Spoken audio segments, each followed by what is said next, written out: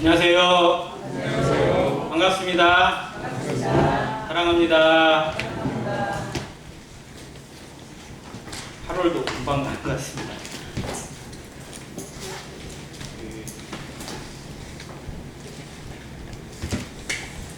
어리다고 여기던 딸이 결혼을 정하고 또 이제 대구 지역교회 인사를 간다고 하니까 참 여러 생각이 들고,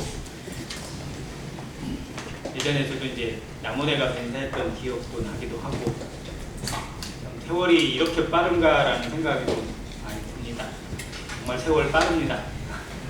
어떤 일들이 주어질지 어떻게 인도하실지 다 알지 못하지만 주어진 하루하루에 최선을 다하는 성도, 하나님 앞에 부끄러움을 쌓아가지 않고 오히려 씻어가는 그런 안행교회 성도 되시기를 주의 이름으로 기도합니다.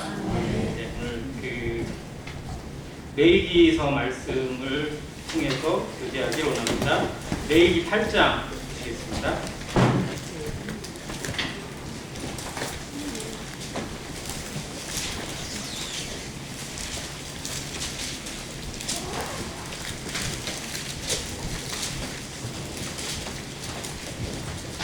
레위기서 8장 1절 읽겠습니다. 여호와께서 모세에게 말씀하여 이르시되 너는 아론과 그의 아들들과 함께 그 의복과 관유와 속죄제의 수송아지와 순양 2마리와 무교병 1광누리를 가지고 온 회중을 회막문에 모으라.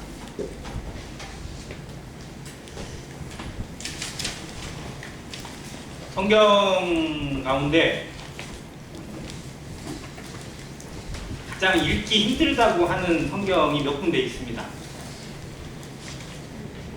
레위기서가 가장 대표적이고, 이사야, 예레미야, 에스겔, 거기는 워낙 또 양도 많아서 더 그러기도 합니다. 근데 솔직히 모든 성경이 쉬운 건 아니거든요. 그런데도 많이 듣고 많이 익숙한 성경은 좀 아는 것 같아요. 익숙하지 않은 성경은 볼 때마다 부담이 되고 봐도 뭔 말인지 모르겠고, 특히 레위기서를 읽기 힘들어하는 이유 중에 하나는 계속 뭔가 반복되는 것들, 무슨 의미인지를 제대로 캐치를 못하니까 지루하게 느껴지고 읽어도 금방 까먹고 그렇게 됩니다. 그러면 레위기서가 너무 어렵고 지루하고 힘드니까 짧게 해주셨으면 좋을 텐데 우리가 27장까지 있어요. 아주 자세하게 기록되어 있습니다. 왜 하나님께서 이렇게 어려운 성경을 우리에게 보여주셨을까? 정말 좀 짧게 간단하게 요약해서 그냥 제사 잘 지려라, 이렇게 제사 드려라, 이런 거 지켜라 라는 걸로 하셔도 될 텐데 그렇게 안 하시고 자세하게 기록하신 이유가 있겠죠. 성경을 우리에게 주실 때 우리 힘들게 하시려고 주신 것은 결코 아니라고 생각되어집니다. 그럼에도 우리가 그걸 힘들어할 수밖에 없는 연약함도 보게 되고, 그러나 그럼에도 이 성경을 통해서, 레위기서 말씀을 통해서 교훈받고 깨달아지고 또 삶이 변화되고 그 교회가 변화되는 교회가 있을까요? 없을까요? 당연히 많겠습니다. 엄청나게 많을 겁니다. 왜? 살아계신 하나님의 말씀이니까. 그래서 오늘 레위기서 8장과 9장의 말씀을 통해서도 살아계신 하나님의 말씀으로 우리가 받고, 이 구약의 이 제사에 대한, 이 제사장들에 대한 말씀이 바로 이 시대를 살아가는 성도들에게, 특히 마지막 시대를 살아가는 안행교회 성도들에게 주시는 말씀과 명령으로 듣고 온전히 우리 삶을 돌아보는 한 시간이 되었으면 정말 좋겠다 생각이 되어집니다. 레위기서 전에가 무슨 말씀이죠? 레위기 앞에가? 출애굽기입니다. 출애굽기 마지막이 출애굽기에 40장까지 있는데 25장부터 40장까지 대부분이 뭘로 돼 있어요? 출애굽기 25장부터 40장까지 중간에 약간 다른 게 있긴 한데 뭐를 만드는 거예요? 성막입니다. 성막에 대한 구절로 꽉 차 있습니다. 성막의 설계도 하나님이 이렇게 만들어라, 이렇게 지어라, 그리고 실제 모세와 그 백성들이 그렇게 만드는 과정들, 그리고 지어서 올리고 하나님께 만드는 과정을 자세하게 기록했습니다. 크기는 성전이 훨씬 크지만 내용은 성막이 훨씬 많습니다. 자, 성막이 지어져서 성막을 완성했어요. 그리고 그 성막이 올려졌을 때 그 성막에 여호와의 영광이 함께 임한 걸로 출애굽기가 끝이 납니다. 자, 그러면 레위기 1장부터 7장까지는 무슨 내용일까요? 레위기서 1장부터 7장까지는 이 앞부분까지는 뭘까요? 제사입니다. 제사. 그 성막에서 어떠한 제사를 드려야 될 것인가 설명해주고 있고 그 내용을 기록해서 제일 힘들어하는 부분이 여기입니다. 자, 7장 37절 보겠습니다. 이 부분 앞으로 요약을 해놓은 거예요. 같이 한번 읽겠습니다. 37절 시작. 이는 번제와 수제와 속죄제와 속건제와 위임식과 화목제의 규례라. 앞에 있는 내용들이 다 이 제사라는 겁니다. 이 제사들을 이렇게 길게 설명을 했어요. 번제는 이렇게 드려라, 소제는 이렇게 드려라, 화목제는 이렇게 드려라, 속죄제는 속건제는 이렇게 드려라. 이런 내용들을 자세하게 아주 그냥 상세하게 기록을 해놨습니다. 자, 그러면 제사를 성막이 있고 제사를 어떻게 드려야 될지 명령이 내렸어요. 그러면 남은 게 뭘까요? 그 제사를 집행해야 될 누가 있어야 돼요? 사람이, 제사장이 있어야 됩니다. 그래서 8장과 9장에는 제사장을 세우는 위임식이 나옵니다. 제사장 위임식이라고 합니다. 왜냐하면 건물이 주어져 있는 것, 의식이 주어져 있는 것 중요하지만 그걸 집행하고 함께하는, 그것을 실행해야 될 사람이 없다면 의미가 없기 때문에 그렇습니다. 그래서 제사장의 위임식을 통해서 하나님이 이 하나님 앞에 드려지는 제사의 의미를, 예배의 의미를 어떻게 받으시는지, 그리고 제사장은 과연 어떤 사람인지, 왜 우리는 왕같은 제사장이라는 이 칭호에 대한 감격이 있고 감사가 있는지, 정말 이게 감사와 감격으로만 끝날 것인지 아니면 무한 책임으로 따라야 할 것인지를 같이 묵상하기를 원합니다. 자, 제사장이 있습니다. 제사장의 가장 기본 개념은 뭐죠? 제사장은 뭐 하는 사람이다? 제사를 드리는 사람이다. 자, 그러면 그냥 제사원이라고 해도 되는데, 그죠? 제사원 이렇게 해도 되는데 제사장이라고 이렇게 기록을 해놨어요. 이 장이 들어가면 느낌상 어때요? 약간 좀 그런 사람은 장이라고 하잖아요. 그러니까 제사장이라고 하는 의미는 제사에 대한 가치를 높여주는과 동시에 그 무한 책임을 의미하고 권위를 보여줍니다. 그러니까 제사장이라는 단어는 실상은 제사를 드리는 사람이라는 의미도 있지만 그 제사에 대한 책임을 지는 의미, 그 제사의 가치를 높이는 사람이라는 의미가 같이 포함되어 있습니다. 자, 그러면 제사장은 유대인에게만 있을까요? 유대인만 제사장이 있을까요? 어떠세요? 다른 민족, 이방 민족은 제사장이 있을까요? 없을까요? 성경에 있을까요? 없을까요? 성경에 없을까요? 성경에 있습니다. 있으니까 이렇게 물어봅니다. 성경에 다른 민족 제사장이 많이 나와 있습니다. 자, 아브라함이 소돔성에 그 빼앗긴 자기 조카 롯을 구해오기 위해서 전쟁을 벌여서 그 무찌르고 물건을 탈취해가지고 돌아옵니다. 그때 아브라함을 맞이한 두 사람이 있어요. 이게 영적인 놀라운 의미가 있거든요. 한 사람은 소돔 왕이었고 한 사람은 누구예요? 멜기세덱입니다. 멜기세덱은 어디 왕이에요? 살렘 왕입니다. 지금의 예루살렘이에요. 살렘 왕입니다. 유대인으로 기록되어 있지 않았어요. 그런데 이 멜기세덱은 뭐라고 되어 있냐면 하나님 앞에 제사장입니다. 하나님의 제사장이라고 기록되어 있고 왕이에요. 그러니까 왕같은 제사장이라는 것의 신분이 실상은 이 멜기세덱부터 비롯됐습니다. 물론 이 사람은 예수 그리스도를 예표해주고 족보도 없고 뭣도 없는, 즉 삶도 없고 죽음도 없는, 기록되지 않은 영원한 왕이자 영원한 제사장이기 때문에 예수 그리스도를 보여줍니다. 그리고 동시에 교회가 받은 특권을 의미해줍니다. 이 사람이 제사장이에요. 자, 모세가 애굽에서 왕자로 지내다가 그 외국 군인을 때려 죽였다가 그게 들통나가지고 도망갔습니다. 어디로 도망갔죠? 미디안으로 갔습니다. 거기서 한 여자를 만나 결혼하죠. 그 사람이, 그 장인이 누구예요? 이드로. 이드로의 직업이 뭡니까? 미디안의 제사장입니다. 미디안도 제사장이 있어요. 자, 창세기에 보면 요셉이 애굽에 노예로 팔려갔다가 다시 총리로 등극이 되죠. 엄청난 그 꿈 해석을 통해서. 그리고 결혼을 해요. 애굽의 여자랑. 그 장인이 누구예요? 제사장. 온 지방의 제사장 보디베라입니다. 제사장. 그러니까 애굽에도 제사장이 있다 없다? 있다는 겁니다. 자, 그러면 하나님을 모르는데, 하나님을 믿지 않는데 제사장이 있어요. 그럼 이 사람들은 실상은 누구를 섬기는 거냐? 자기만의 신을 섬기는 거고요. 지금 우상을 섬기지만 제사장이 다 있습니다. 우상을 섬길수록 오히려 제사장이 더 많아요. 자, 바알 선지자들이 있고 바알을 섬기는 그런 아세라 선지자들이 있는데, 이 사람들이 실상은 선지자로 기록되어 있지만 제사장의 역할을 했던 사람들이에요. 그러니까 어느 민족이나 누구에게나, 자, 그러면 자, 아프리카 식인종 비슷한 그런 족속을 가면 거기에 제사장이 있을까요, 없을까요? 있습니다. 거기도 그 사람들이 부족장 역할을 하면서 제사장 일을 해요. 왜냐하면 그들의 신을 섬기고 자기들을 보호해주는 신을 섬기는 일이 그 민족에게, 그 부족에게 제일 중요한 일이기 때문에 그래요. 그래서 어느 민족에게나 제사장은 있습니다. 성경에도 그게 기록되어 있고요. 유대인에게만 있지 않았어요. 그럼 유대인들은 이 레위기서 말씀 이전에 제사장이 있을까요, 없을까요? 출애굽기나 이때 제사장이 있을까요, 없을까요? 있어요. 출애굽기에 보면 이스라엘 민족이 그 나올 때 제사장 우리가 뭐 같이 그 보라와 연합해가지고 같이 반역에 동조했던 제사장 무리도 있고 이렇게 나옵니다. 자, 그런 모든 것을 다 감안을 해보면 사람이 가는 곳에, 사람이 모여 있는 곳에 제사가 있었고, 왜? 자기들만의 신을 섬겨야 되니까. 그리고 그 신을 섬기는 일에 주도적으로 역할을 했던 제사장이 존재했다는 것을 알 수 있습니다. 자, 그런데 하나님께서 이 레위기서 8장 9절 말씀을 통해서 새로운 제사장을 세웁니다.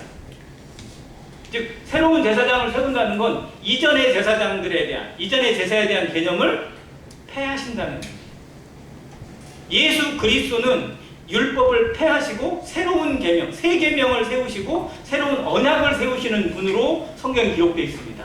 여기에 나오는 이 제사장도 그 전에 주어졌던 제사의 직분이나 제사의 어떤 가치를 폐하시고 새로운 제사의 개념을 세우는, 새로운 질서가 세워진다는 것을 의미해주고 있습니다. 자, 그러면서 원칙이 세워져요.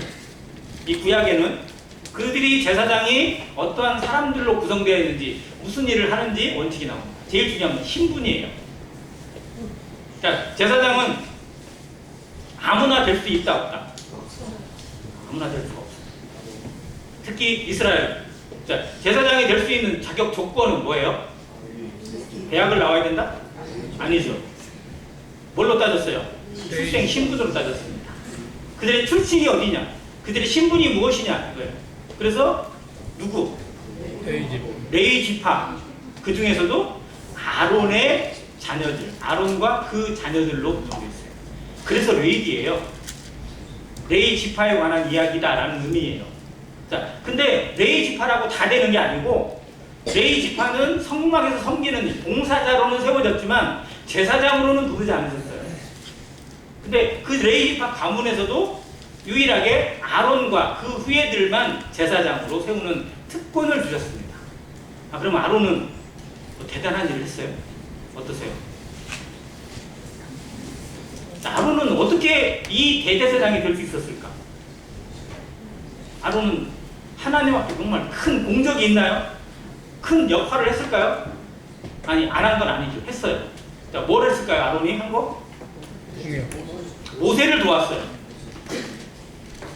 그러니까 모세가 하나님 앞에 부르심을 받고, 야, 애굽에 가라 라고 했을 때 애굽에 예, 가겠습니다 라고 딱 갔다면 아마 아론이 대제사장 될 일이 없었을 수도 있어요.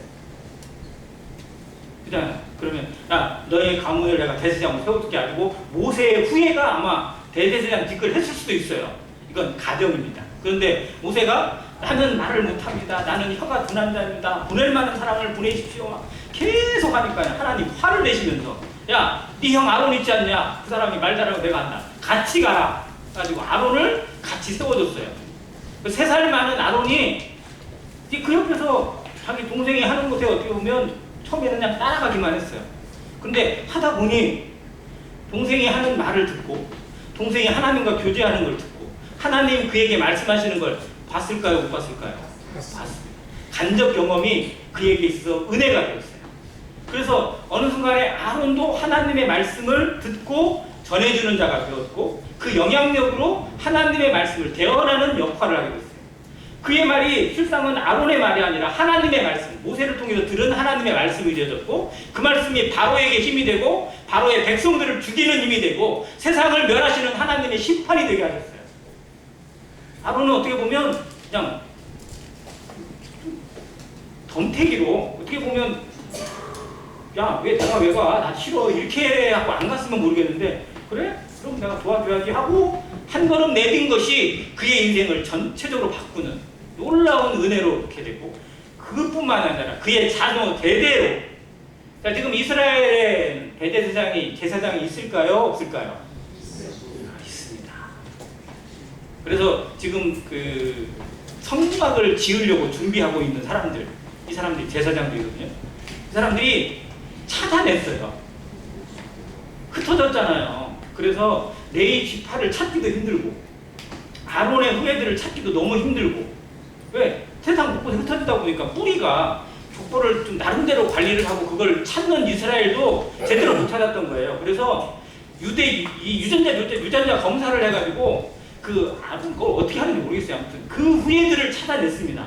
제사장 후예 찾아내고요. 그리고 그들이 제사를 드려야 될 소, 이게 망송아지인데 아무튼 그게 좀 특별한 소예요. 그 소도 유전자 검사를 찾아냈어요.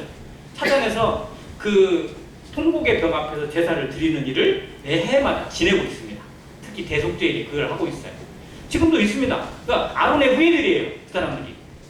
그러니까 지금도 그 제사장의 직분을 행하고 있고 영광을 누리고 있는 걸 생각하면 아론은 어떻게 보면 정말 한 것이 없이 별로 한 것도 없는데 놀라운 이 명예로운 가문이 되게 했고 하나님의 은혜를 누리게 합니다. 자, 제사장을 세우게 하셔요. 자, 그러면 제사장을 세웠다는 것, 새로운 제사장을 세웠다는 의미는 그 전의 것을 폐하신다는 의미가 있고 새로운 하나님의 질서가 시작된다는 의미예요. 옛 것을 폐한다는 건 새 것을 시작한다는 의미가 포함되어 있습니다. 그래서 신약과 구약에서도 구약을 통해서 주신 것들이 그림자라면 신약을 통해서 주시는 예수 그리스도는 새로운 시작일 뿐만 아니라 새로운 개혁이죠. 이제 그전의 것이 아닌 새로운 방법으로 하나님의 뜻이 이루어지고 하나님의 백성이 되고 하나님의 나라가 이루어진다는 의미가 되니까 자, 이 제사장의 의미도 그런 부분이 포함되어 있습니다. 그러면 지금도 유대인에게는 제사장이 있는데 하나님의 입장, 하나님의 눈에서는 그들이 진정한 하나님의 제사장일까요? 아닐까요? 이스라엘에 있는 제사장들 그들이 진정한 제사장일까요? 아닐까요? 하나님의 눈에 아니에요. 자, 그럼 그들도 폐해졌어요. 언제 폐해졌을까요? 예수 그리스도에 의해서 폐해졌습니다. 그 사건을 보여주는 가장 구체적인 게 뭐냐면 예수님의 성전 정화예요. 그들이 성전에서 뭐 했어요? 장사 지냈어요. 장사 지낸 것을 대부분 옹호해주고 그것으로 돈 벌어먹고 그걸 했던 사람들이 어느 파다? 사두개파. 사두개파들이 대부분 뭐예요? 제사장 가문이 사두개파예요. 자, 이 사람들이 그 사람들에게 이 분양해줘요. 자, 목이 좋은데 너 월에 얼마씩 더 내. 너는 얼마씩 내. 막 이렇게 뭐 장사들 분양해주고 돈 받아먹고 그리고 뭐 거기에 나오는 이익 챙겨먹고 뇌물 받아먹고 그러면서 자기 배를 불려가고 있을 때 성전이 도적의 구렬이 되어버렸고 하나님께 기도하는 집이 아니라 자기들의 돈벌이가 되어버린 그곳을 예수님이 차마 눈뜨고 보지 못하시고 그곳을 다 엎어버리셨습니다. 다 쓸어버리셨어요. 다 쫓아버리셨습니다. 그 사건이 실상은 하나님 안에서 그전에 주어졌던 이 레위기 8장에 9장에 주어졌던 그 제사장들의 가문과 그 직분과 그 모든 것을 하나님이 끊어내신다는 의미예요. 그리고 하나님이 그들이 따졌어요. 야, 네가 뭔 권세로 이걸 하냐? 그랬더니 너희들이 이 성전을 헐라. 내가 어떻게 한다? 3일 만에 다시 세운다. 그 의미예요. 성전이 무너진다는 성막과 성전이 폐해진다는 의미가 뭐냐면 그곳에서 제사를 드린다는 이 제사장들이 폐해진다는 의미고 새로운 시대가 열린다는 의미예요. 예수 그리스도를 통해서 주시는 새로운 제사장, 새로운 시대, 새로운 예배가 열리게 된다는 것을 선언해 주셨습니다. 자, 그리고 지금 우리는 누구를 통해서? 예수 그리스도를 통해서 그의 은혜로 뭐가 됐어요? 하나님 앞에 제사장이 되었습니다. 그것도 그냥 제사장이 아니라 왕 같은 제사장. 왕이면서 제사장은 아니에요. 그러니까 왕 같은이라는 의미를 한번 잘 묵상해 보시면 왕과 거의 비슷한 그런 의미가 돼 있어요. 자, 그러면 왕이면서 제사장인 분은 누구예요? 예수 그리스도. 자, 그럼 우리는 예수 그리스도의 뭐예요? 형제들이. 우리를 형제라고 부르시잖아요. 그러니까 그 의미가 왕 같은 의미가 돼요. 그리스도의 형제 같은 제사장. 그리스도로 말미암아 제사장 됩니다. 이 교회에게 주신, 성도들에게 주신 정말 놀라운 특권을 주셨습니다. 자, 그 의미까지 여기가 포함되어 있어요. 새로운 시대가 열렸습니다. 하나님 앞에 제사를 드리고 하나님 앞에 어떤 제사를 드려야 할 것인지를 우리에게 맡기셨어요. 이제 이스라엘 맹정이 아니라 레위 지파가 아니라 아론의 자녀가 아니라 이제 교회를 통해서 이제 안행교회 성도를 통해서 하나님 앞에 제사를 드리게 하시고 하나님이 받으시겠다고 말씀하셨습니다. 과연 우리는 제사장의 직분을, 제사장의 영광을 어떻게 지키고 있고 드리고 있고 하나님 앞에 돌려드리고 있는지를 생각해야 합니다. 자, 새로운 시대라는 걸 생각하고요. 제사장의 직분을 세우면서 그들에게 행한 위임식의 절차가 있어요. 자, 첫 번째는 여기 아까 본문에 읽은 것처럼 그들을 불러냈습니다. 모으게 했어요. 이제 하나님 앞에 제사장 직분을 세운 자들을 불러서 모읍니다. 자, 이게 교회의 의미죠. 교회를 헬라어로 에클레시아라고 부릅니다. 의미가 뭐예요? 불러낸 무리들. 자, 우리를 누가 부르셨어요? 엄마 아빠가 부른 것도 있겠지만 실상은 다 따져보면 하나님이 우리를 정말 창세 전부터 택하시고 우리가 엄마 뱃속에 있을 때부터 택하시고 우리가 하나님을 알지도 못할 때부터 택하셔서 교회의 이름으로 하나님의 앞에 있는 자녀의 이름으로 하나님의 앞에 있는 왕같은 제사장으로 부르셨다는 겁니다. 우리가 여기 있는 건 내 의지가 아니라 하나님의 은혜요, 하나님의 부르심이요, 그리고 그걸 소명이라고 합니다. 내가 여기 왜 있는지, 내가 여기서 무엇을 해야 될 것인지, 이게 내 의지에 달린 게 아니라 하나님의 말씀에 달렸고 하나님의 부르심에 달려있고 하나님의 명령에 달려있다는 사실입니다. 내 의지로 내 마음대로 여기 있는 것이 아니라는 겁니다. 그래서 이 가치를 지켜야 됩니다. 하나님이 여기 함께 계시고 하나님이 나와 함께 계신다는 사실이 그저 나를 보호하기 위해서는 아니라 내가 어떠한 자인지를 깨닫게 하시고 어떠한 가운데 나를 드려야 할 것인지를 지켜주시는 의미가 담겨 있습니다. 자, 두 번째는 그들을 불러낸 다음에 뭐하면 물로 씻기고 새 옷을 입힙니다. 먼저 씻겨요. 그리고 옷을 입힙니다. 제사장은 무슨 옷을 입을까요? 제사장의 옷이 있어요. 제사장의 옷이 따로 있습니다. 그걸 따로 만들었어요. 제사장의 의복은 여러 가지가 있는데 그 중에 일반 제사장과 대제사장의 옷이 약간 다르죠. 자, 일반 대제사장은요, 흔히 말하는 속옷이 있습니다. 속옷. 우리가 말하는 속옷이 아니에요. 이게 겉옷과 분리되어 있는 속옷인데 이건 세마포예요. 흰 천으로 되어 있는 옷입니다. 그리고 대제사장은 거기 위에 하나 더 있는 것이 뭐냐면 뭐를 더 입을까요? 에봇을 더 입어요. 에봇. 이게 약간의 자매들이 있는 앞치마 같은 개념인데 이 속옷 위에 이게 겉옷으로 걸치고 그 위에 판결 흉패를 달고 여기에 견대도 달고 이렇게 합니다. 자, 그리고 옷만 있을까요? 모자가 있어요. 제사장의 모자가 있습니다. 자, 그들은 그리스도로 옷을 입어야 돼요. 그리스도가 하나님이 주신 명령대로 옷을 입었을 때 제사장이 됩니다. 우리는 하나님 앞에 부르심을 받았고 하나님의 것으로 소유가 됐어요. 우리가 등기가 마귀의 등기에서 어디로? 하나님의 소유로 등기 이전이 됐습니다. 소유권 이전이 됐다는 걸 선언하시길 바랍니다. 이제 나는 내 것이 아니에요. 우리는 세상은 자기의 것만 주장합니다. 그래서 뭐든지 등기를 내 입으로 해야 되고 공동명의로 해야 되고 자동차든 땅이든 뭐든지 내 소유로 등록을 시켜놔야 속이 풀려요. 그런데 하나님에게 것이 하나님의 것이라는 거예요. 왜? 세상 자체가 하나님의 것인데 이것에 대한 개념을 바로 가지는 것이 성도고 교회입니다. 자, 그리고 그리스도로 옷을 입어 있어요. 그리스도로 옷을 입는다는 게 무슨 의미냐면 구원받았다는 의미 위에 그들의 삶이 하나님의 것이고 그리스도의 인격을 닮아간다는 의미가 포함되어 있습니다. 사랑을 덧입고 인내와 온유와 겸손과 그리고 충성함으로 오래 참음으로 옷을 입으라고 하는 말씀처럼 정말 우리가 어떤 옷을 입고 있는지를 보게 됩니다. 예배 시간에 우리가 나올 때 그냥 오시는 분은 없어요. 가급적이면 옷장에 있는 옷들 가운데 어떤 옷을 입을까 고민도 합니다. 내 머리는 어떻게 단정하게 할 것인지, 화장은 좀 어떻게 좀 더 깔끔하게 할 것인지, 혹시 어떤 부착물이나 뭐 이런 것 중에 그나마 좀 좋은 건 뭐가 있을지 고민도 하고 이렇게 합니다. 마찬가지로 우리 마음을 그리스도 앞에 준비시키는 작업이 필요합니다. 이게 그리스도로 옷 입는 거고요. 제사장의 옷을 입는 겁니다. 자, 제사장의 옷을 입혔습니다. 세 번째는 뒤끝에 나오는데 관유를 바릅니다.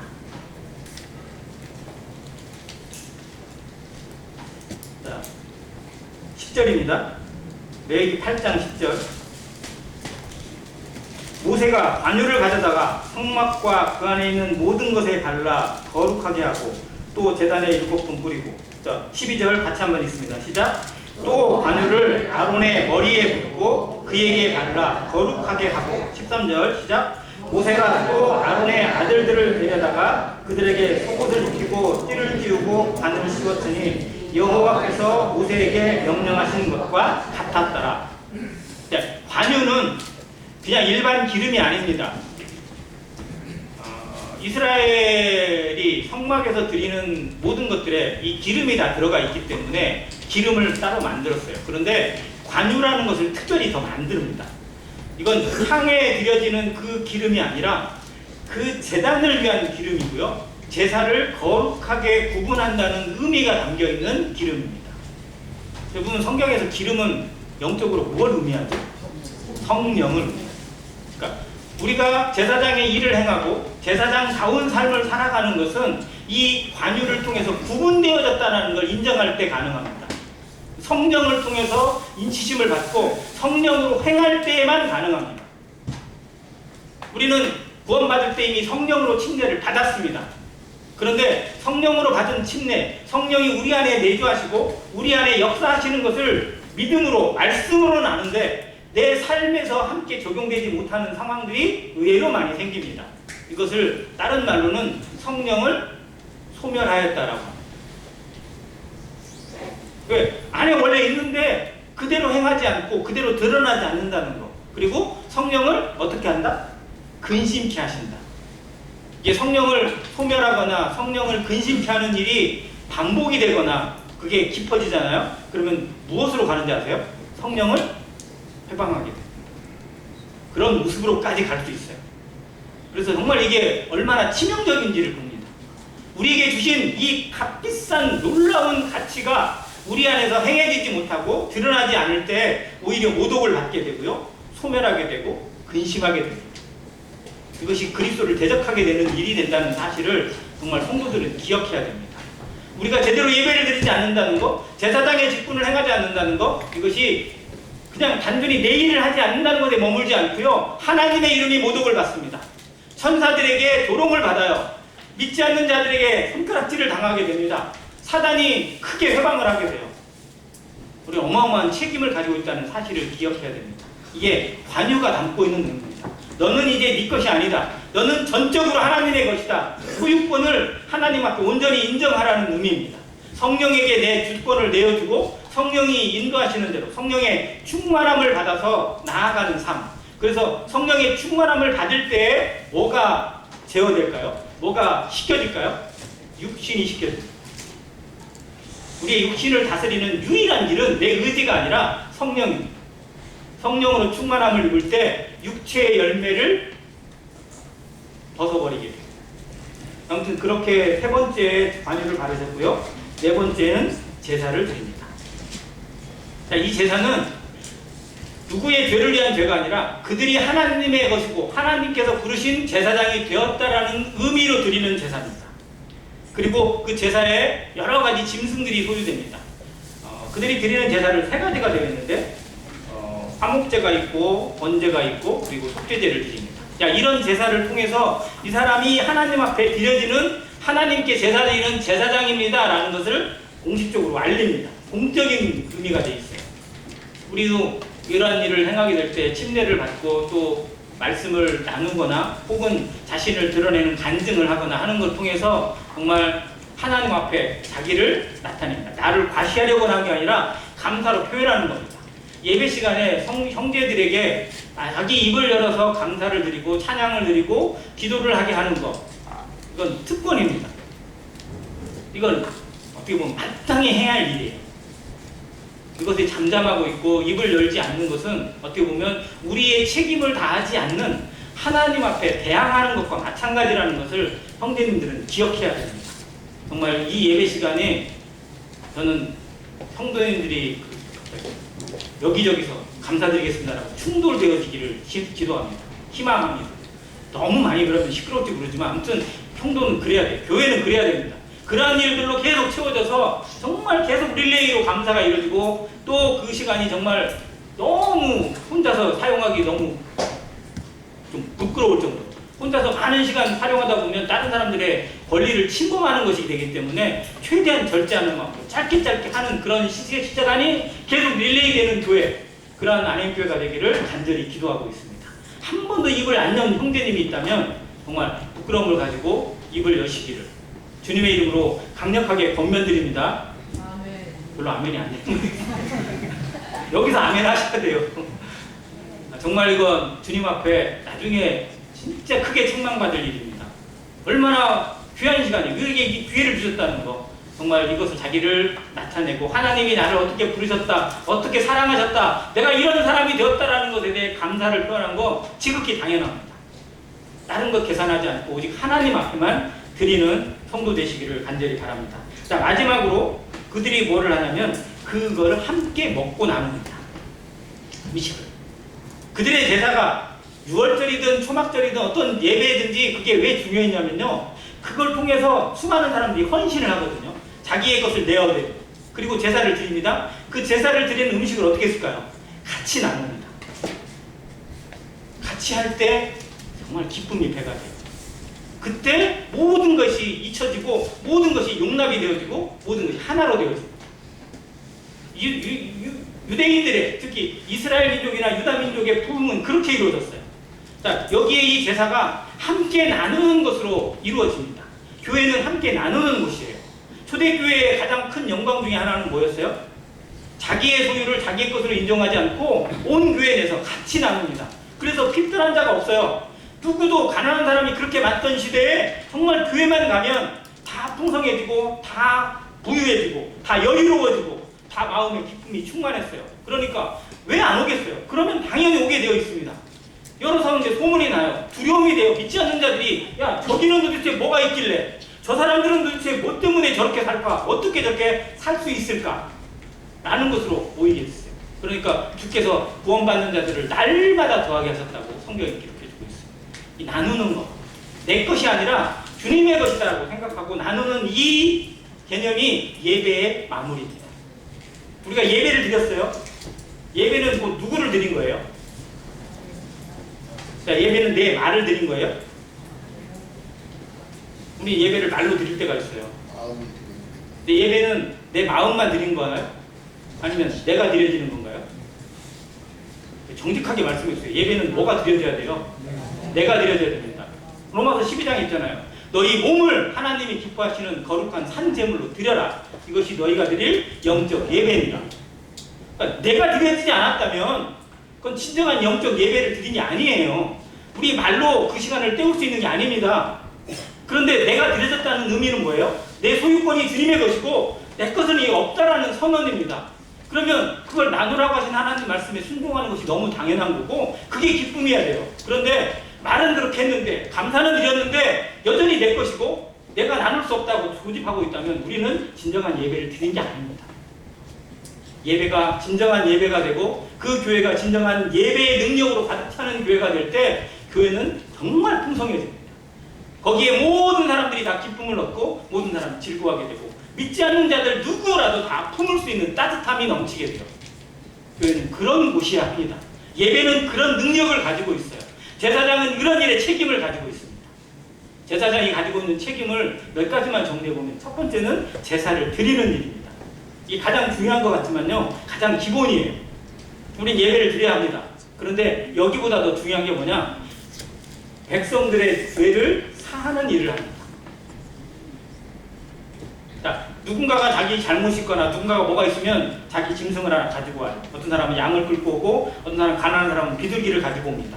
자, 가지고 와서 누구에게? 제사장에게 갑니다. 고해요. 제사장이. 내가 이러한 걸로 가지고 이 양을 가지고 왔습니다. 그러면 제사장이 뭐 하죠? 머리 안수를 합니다.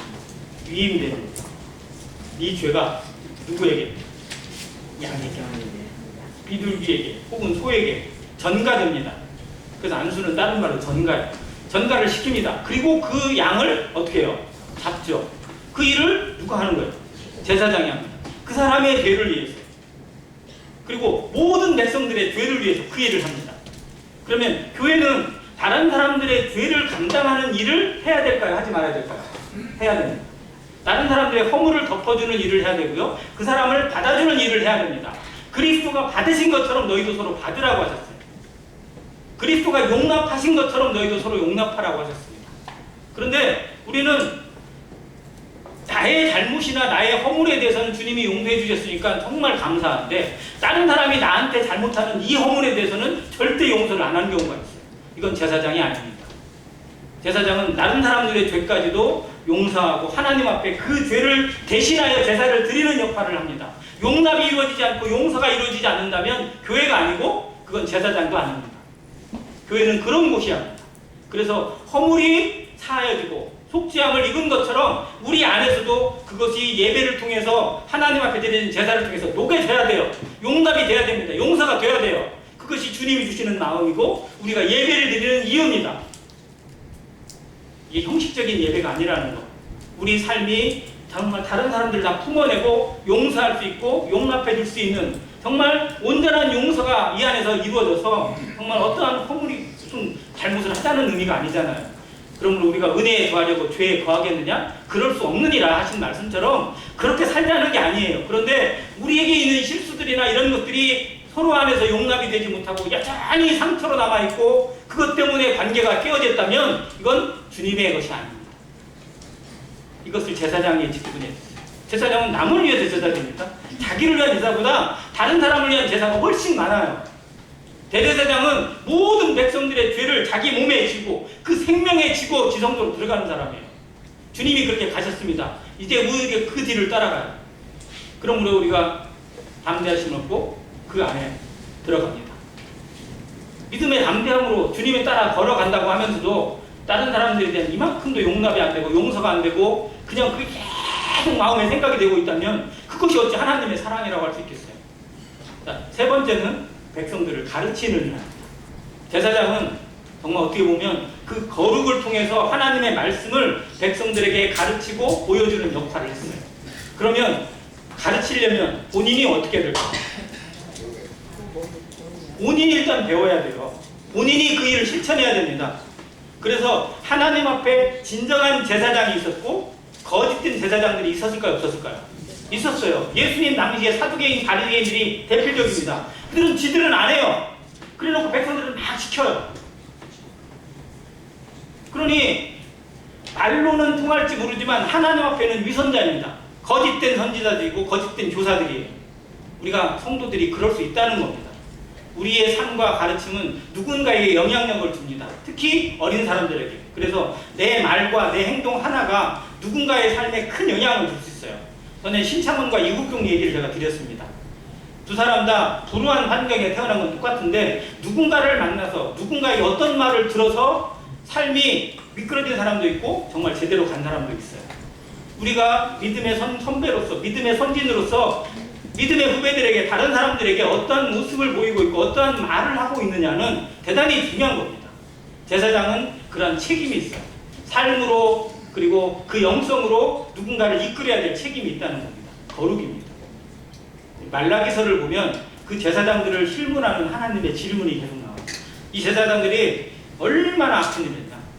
정말 거짓을 아주 밥 먹듯이 하고 백성들을 속이는 일을 지들 했어요. 왜? 자기 배를 위해서.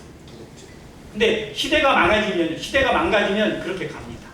교회가 도둑놈들의 소굴이 되고 교회가 돈 때문에 존재하고 교회에 가면 무조건 돈으로만 일관되는 그런 모습으로 치우쳐요. 지금 시대가 그렇지 않나요?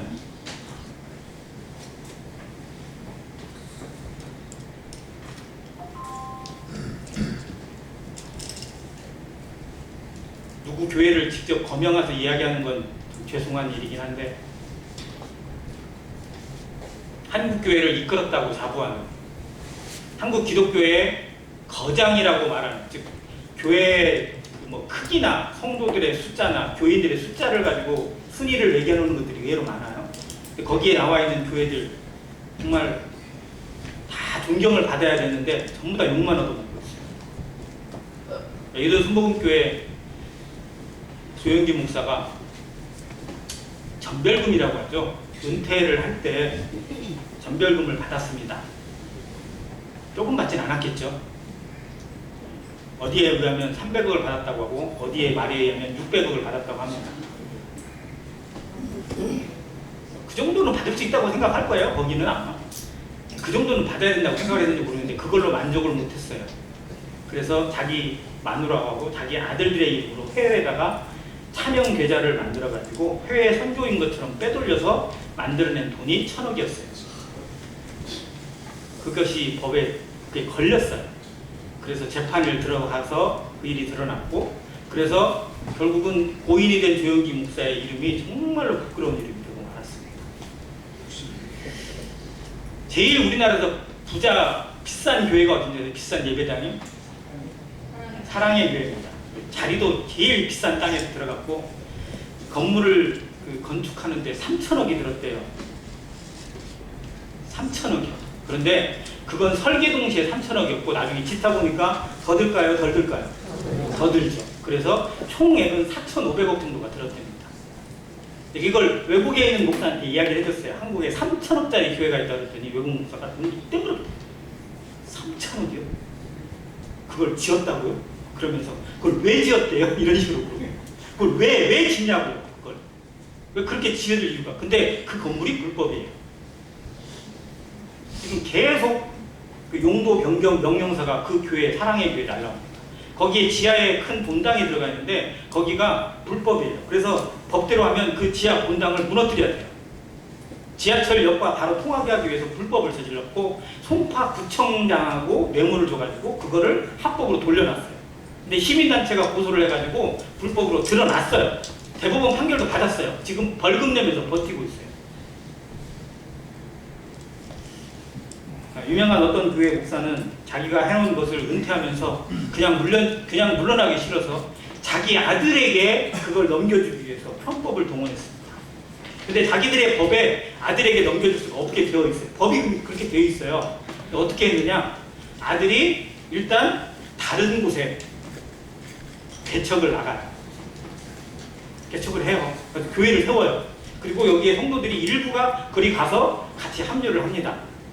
좀 한 1년인가 2년인가 지났다가 이 큰 교회하고 그 교회하고 합쳐요. 여기가 한 10,000명 되고 여기는 300명 되는데 10,000명하고 300명이 합치는데 어디로? 그 목사를 여기 담임 목사로 다시 초빙을 해요. 그렇게 해서 아들을 세웠어요. 저도 그냥 그거 보기 싫고 알기도 싫은데 이상하게 알게 돼요. 듣게 돼요. 보면서 진짜 막 진짜 이럴 수밖에 없는가? 이게 교회인가? 하나님은 정말 여기에 대해서 뭐라고 말씀하실까? 대한민국 기독교가 정말 희망이 있는가? 정말 우리는 무엇을 위해 존재하고 우리는 누구를 위해 살아가는 것인가? 하나님의 이름은 이렇게 외치고 있고 부르는 사람들은 많은데 정작 하나님은 설 곳이 없다면, 하나님은 예배 받을 곳이 없다면 우리는 정말 무엇을 해야 될 것인가? 답답하더라고요. 나오는 소식마다 그런 것만 나와요. 어디는 그냥 성을 착취해가지고 어떻게 됐느니, 어디는 몇백억을 횡령을 했다느니, 어떻게는 배임죄를 걸렸다느니, 목사들에게 나오는 이야기도 좋은 얘기는 왜 이렇게 못 봐요, 그렇게. 정작 신부들이나 막 스님은 좋은 이야기도 가끔 나오는데 왜 이렇게 목사들은 그냥 맨날 그런 얘기만 나오는지 모르겠어요. 아무튼 정말 위기의 시대입니다. 그런데 그 교회는 그렇다 쳐도 우리는 어떤가요? 늘 말씀드리지만 우리는 누구보다도 하나님 앞에 정말 받으실 만한 예배를 드리고 있다고 자부하고 살아갑니다. 특히 형제교회단은 그것에 대한 자부심으로 생겨난 교회고 그것을 통해서 모이고 있습니다. 안토니 그로브스 형제님께서 처음 형제 모임 고민을 시작하실 때 고민이 뭐였느냐? 사도행전 20장 나와 있는 것처럼 우리가 안식구 첫날에 떡을 떼려고 하려고 모였더니예요. 뭐 때문에 모였어요? 떡을 떼기 위해서. 성찬 예배를 드리기 위해서 모였어요. 그걸 초대교회 부르심의 목적으로 봤고, 그리고 자기 현재 영국의 성공회를 보니까 그렇게 안 모여요. 설교를 위해서 모여요. 자기들의 모임을 가져요. 근데 정말 떡을 떼는 일이 교회의 가장 중요한 일이고, 그것 때문에 모였다면 우리가 그것을 한번 고민해 봐야 되지 않겠느냐라고 해서 모인 청년들의 고민이 시작됐던 것이 형제운동의 시작입니다. 그래서 우리는 그 어떠한 시간보다도 성찬 예배의 시간을 가치 있게 여기고 중요하게 여겨요. 그런데 그것에 대해서 자부심을 가지고 살아가는 성도들, 다른 사람들은 1년에 한 번, 6개월에 한 번 드리는 성찬 예배를 우리는 매주마다 드린다. 간절함으로 드리고 정말 이것을 위해서 다들 일주일간 준비하고 기도하고 눈물로서 드린다라고 자부하는데, 정말 삶이 아니라면, 삶이 변화되지 않고 그리고 그 이후의 삶이 엉터리라면 왜 드리는 거예요? 정말 우리의 영성이 그냥 한 시간에만 머물러 있는 영성이 아니기를 간절히 기도합니다. 예배의 영성이, 제사장의 영성이 그의 삶을 책임지고 다른 사람들에게 영향력을 끼치지 않는다면 제사장의 직분이 아니에요. 우리가 이 주일의 시간에만 머무르는 주일의 성도가 아니라 매주, 매일 시간이, 어느 시간은 누구를 만나든지 정말 성도의 영성으로, 하나님의 자녀로, 왕같은 제사장의 영성이 살아 숨지어서 정말 하나님 앞에 살아가는 사람은 저런 거다라고 보여줄 수 있는 그런 믿음의 선진의 삶이 되어지고, 그런 영성으로 살아가는 안행교회 성도 되시기를 주님의 이름으로 간절히 기도합니다. 감사합니다.